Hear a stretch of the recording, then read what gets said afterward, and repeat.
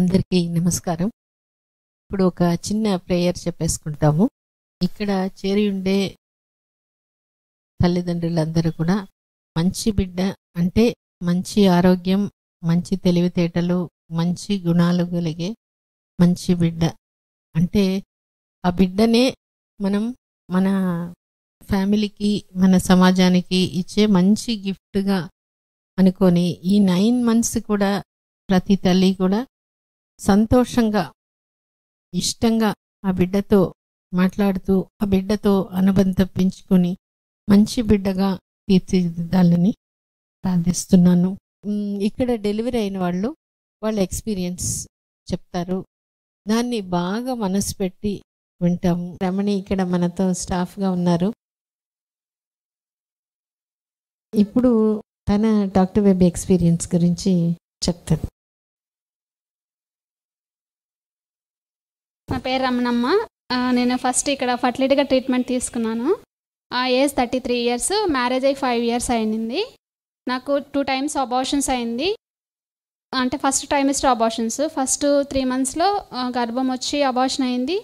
So అది అంటే సరైన యాక్సెప్టెన్స్ లేక అబార్షన్స్ అవడము. తర్వాత నాకు థైరాయిడ్ ప్రాబ్లం కూడా ఉంది. ఫైబ్రాయిడ్, డీజనరేటివ్ ఫైబ్రాయిడ్ కూడా ఉండింది. ప్రెగ్నెన్సీ బేబీతో పాటు ఫైబ్రాయిడ్ కూడా పెరుగుతూ వచ్చింది. తర్వాత అంటే అబార్షన్కి సంబంధించినటువంటి కొన్ని టెస్ట్లు అంటే కల్చర్ కానీ, వెజనల్ స్వాబ్ కానీ, ఇన్ఫెక్షన్ రిలేటెడ్ టెస్ట్లన్నీ చేశారు. అంటే ప్రెగ్నెన్సీకి వెళ్ళడానికి ముందే అవన్నీ రెడీ చేసి ఆ ఇన్ఫెక్షన్స్ అంతా తగ్గించినాక ప్రెగ్నెన్సీకి మేడం ప్లాన్ చేశారు. నెక్స్ట్ గర్భంతో ఉన్నప్పుడు మొదటి 3 నెలలు మానసిక ఆందోళన ఎక్కువగా ఉండేది. అంటే ప్రెగ్నెన్సీ అంటే ఫస్ట్ ఎక్స్పీరియన్స్ కదా, అంటే చిన్న కంప్లైంట్ ఉన్నా కానీ భయం వేసేది, ఎలా ఉంటుందో ఏమో అని అట్లా ఉండేది. తర్వాత నాకు కాన్స్టిపేషన్ ప్రాబ్లం ఉండింది అంటే 4th month వరకు. సో అది మేడం అంటే నేను మానసిక ఆందోళనతో ఉన్నాను అని మేడం ఐడెంటిఫై చేసి మా స్టాఫ్తో ఎక్కువ మాట్లాడిస్తూ వచ్చారు. నెక్స్ట్ అంటే ఆ మానసిక ఆందోళన మర్చిపోవడానికి ఎక్కువ బేబీతో మాట్లాడమని చెప్తుండేవాళ్ళు మేడము.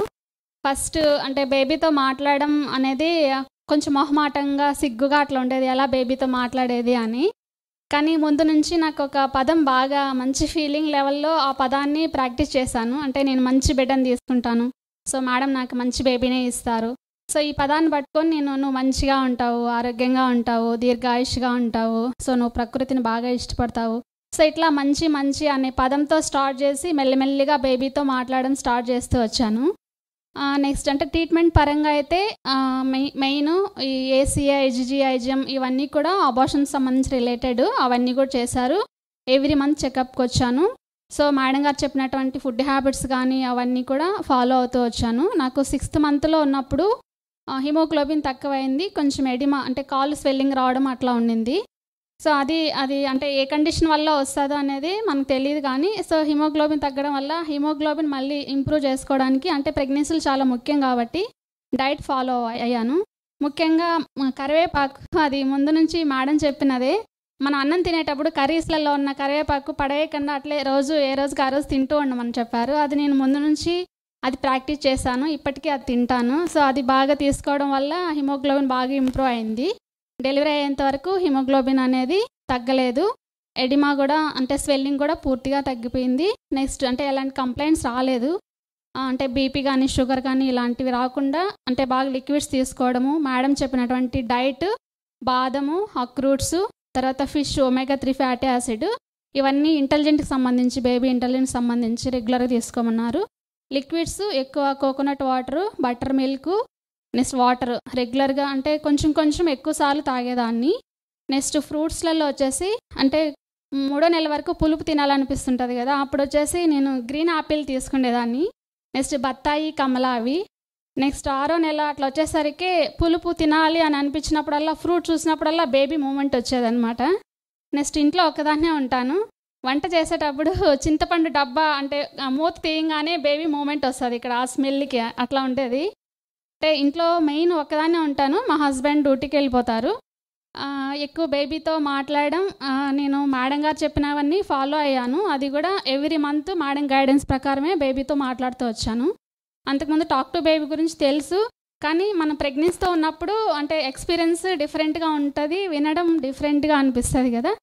సో అట్లా మెయిన్ నేను ఫస్ట్ బుక్స్ స్టార్ట్ చేశాను. అది ఫస్ట్ 3 మంత్స్ నుంచే బుక్స్ స్టార్ట్ చేశాను. మెయిన్ అంటే ఒక యోగి ఆత్మకథ బుక్. సో నేను దాదాపు 40 పుస్తకాలు చదివాను. అది కూడా మేడం గైడెన్స్ ప్రకారం.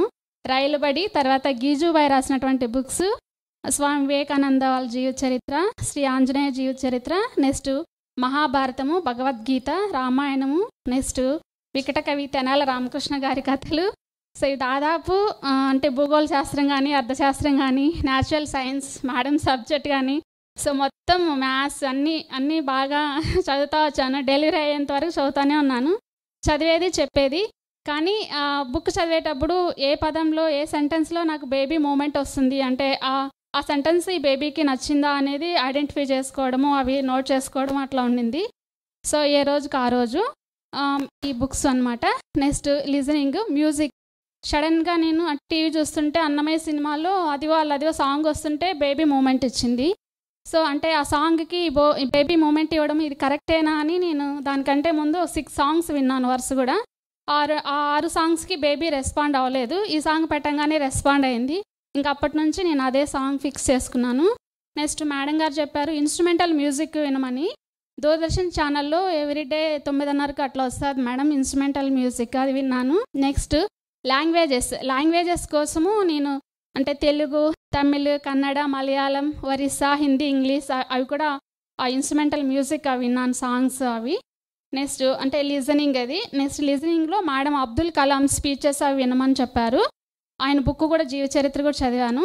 అబ్దుల్ కలాం అంటే స్టూడెంట్స్తో అంటే ఇంటర్వ్యూ ఉంటుంది అనమాట. సో అది విన్నప్పుడల్లా బేబీ మూమెంట్ వచ్చేది. అదే కదా ఇందిరాగాంధీ గారి ఇంటర్వ్యూ కూడా విన్నాను. Next top 10 IAS officers speeches ఉంటుంది. సో వాళ్ళు కూడా వింటూ వంట చేసుకునేదాన్ని. నెక్స్ట్ ఇంట్లో ఉన్నప్పుడు రైటింగ్ అంటే నేను చదివింది, నేను మాట్లాడింది ఎక్కువ రాస్తున్నప్పుడే బేబీ మూమెంట్ వచ్చేది. సో అది నేను ఈ బుక్లో అన్నీ నోట్ చేస్తున్నాను. అంటే ఏ రోజు అంటే ఏ సిచ్యువేషన్లో అంటే రెస్పాండ్ అయింది అనేది నా ఫీలింగ్స్ అన్నీ అనమాట.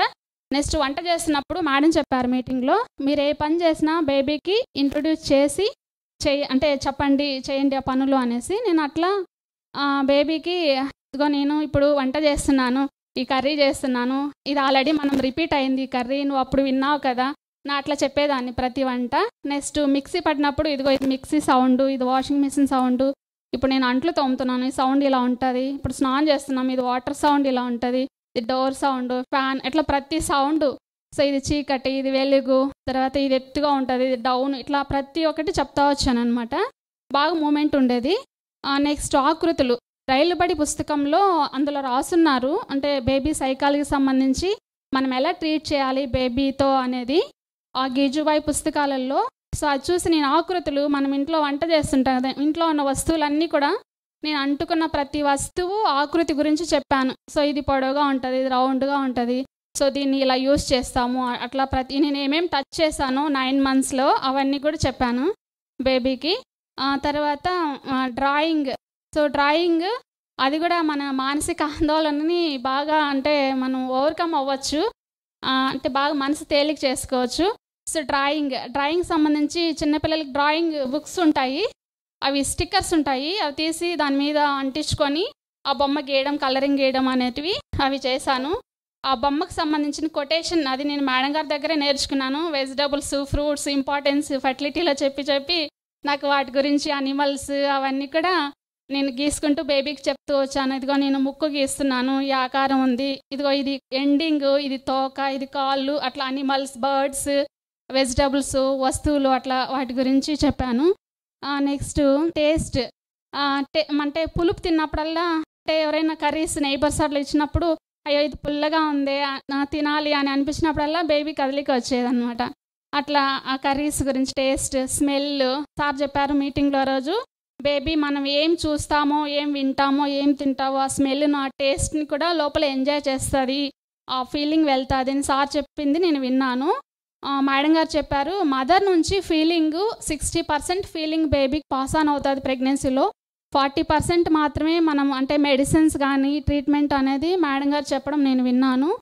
తర్వాత నేను యాంటీనేటల్ మీటింగ్కు 4 సార్లు అటెండ్ అయ్యాను 5th మంత్ నుంచి.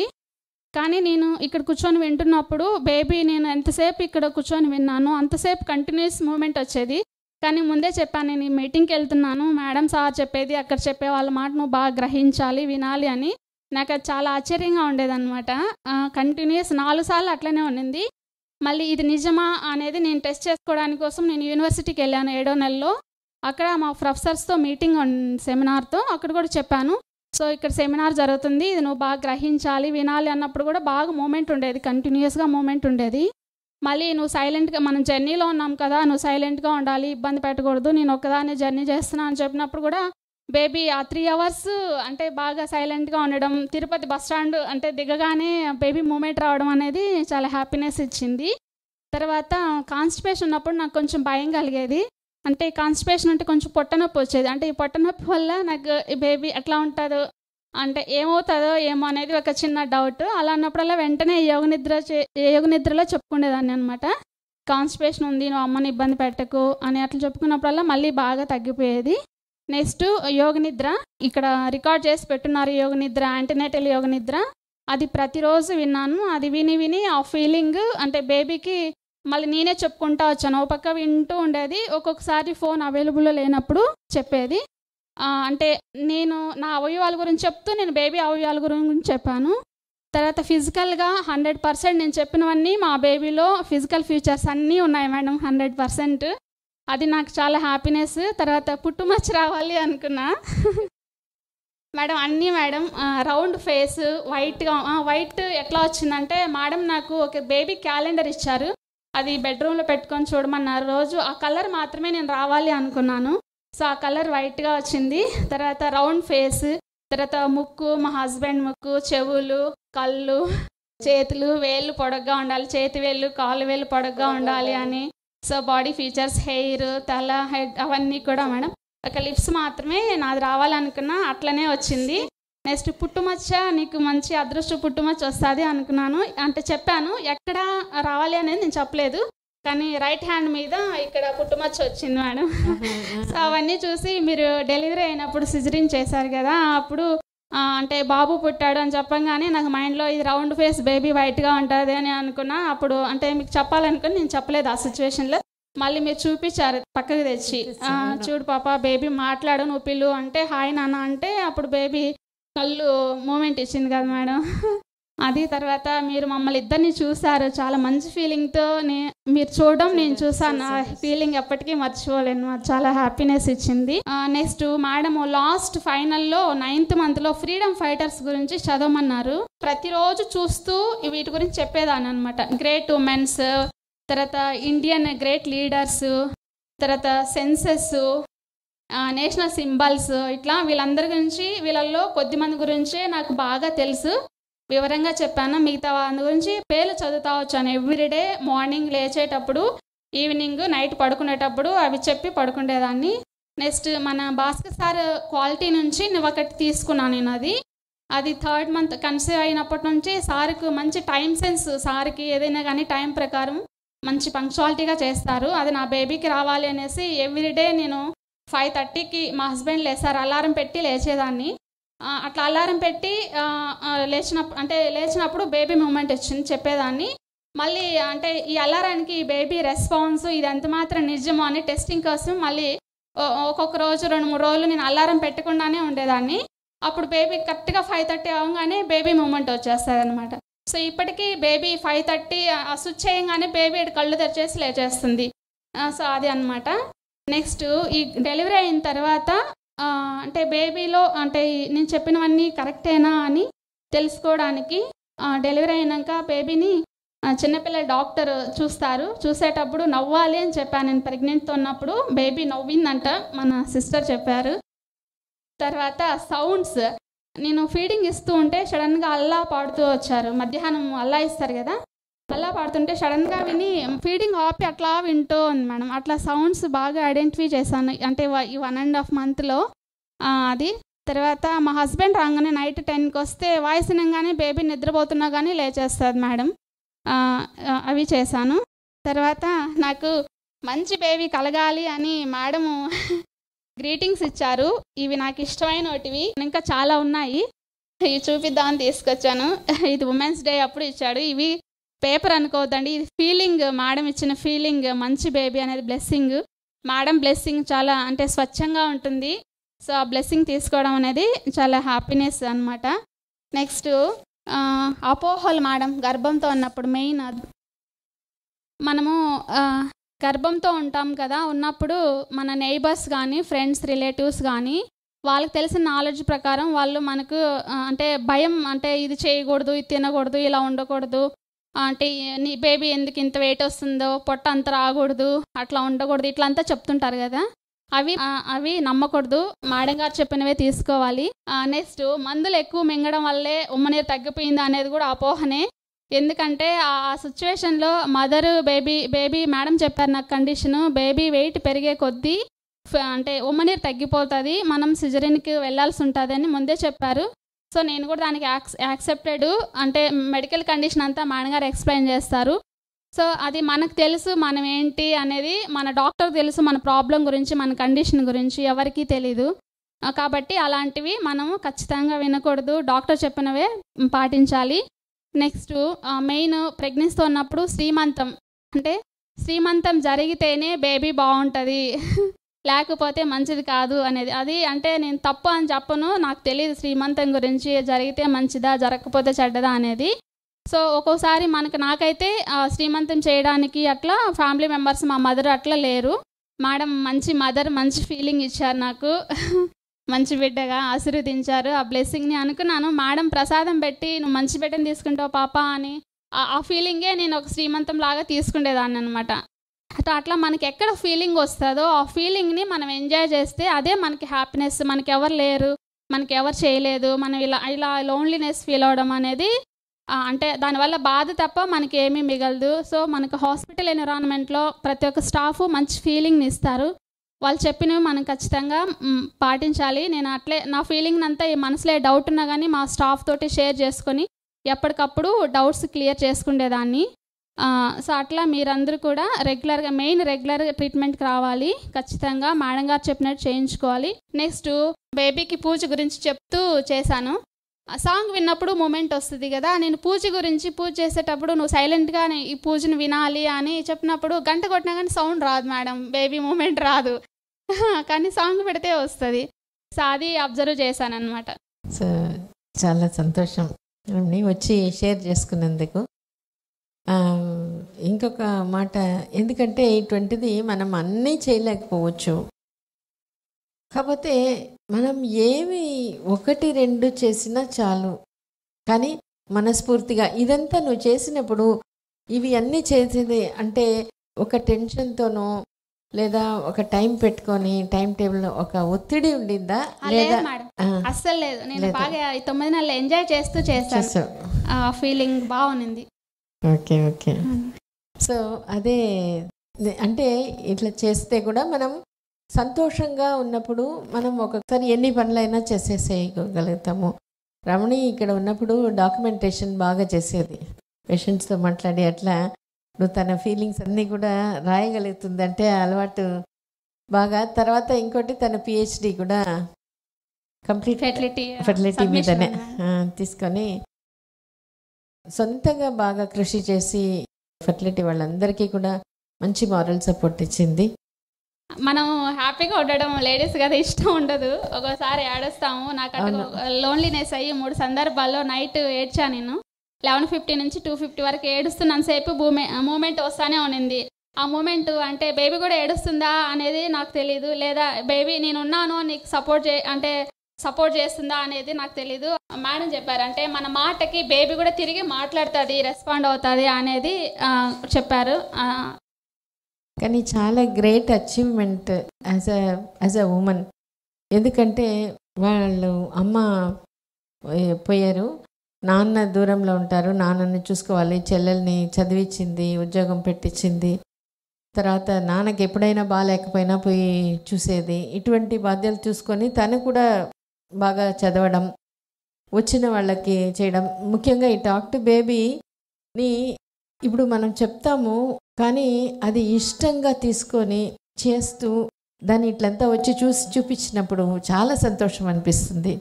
ఇంత బాగా చేయగలిగాను. I'm very proud of you.